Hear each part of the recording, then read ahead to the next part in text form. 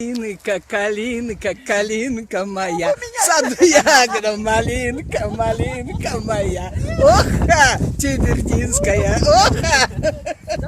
Товарищи, как танцуют ученые дамы, если вы только знали.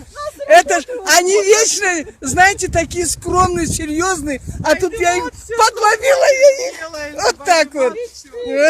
Опа! Та-та-та-та-там.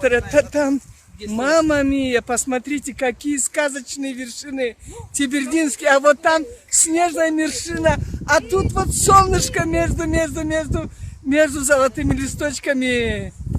Мама мия. Так, Лариса, халон макатахе. Лариса, Лариса, халон макатахе, халон макатахе, халон макажахе. Правильно говорю? Макажахе. Видите, эти осетинки прекрасные. Меня научили петь на осетинском языке. Красавцы. Аха! Лебедушка моя. Аха! Возвращают меня. Аха! Аха! Они вот купили билет. Сейчас, в общем, в Северную Осетию вылетают. Это называется не катамараны, карачай-мараны.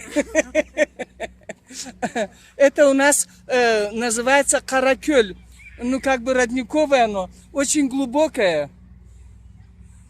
Сезон, оказывается, закончил. Это только теперь не плавает, а летает.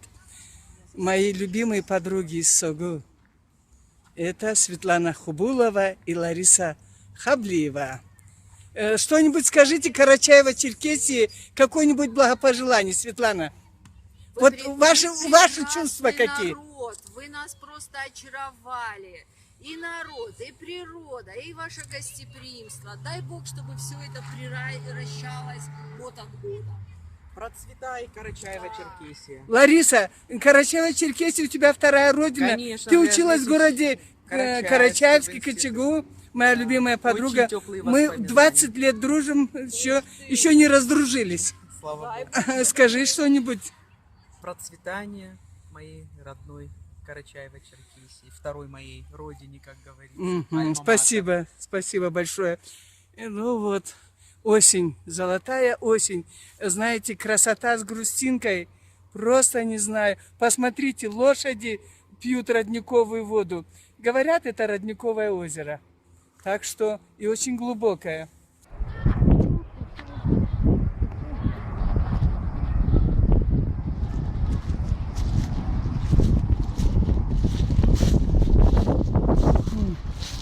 Бедняжки в путах пасутся на озере Каракель.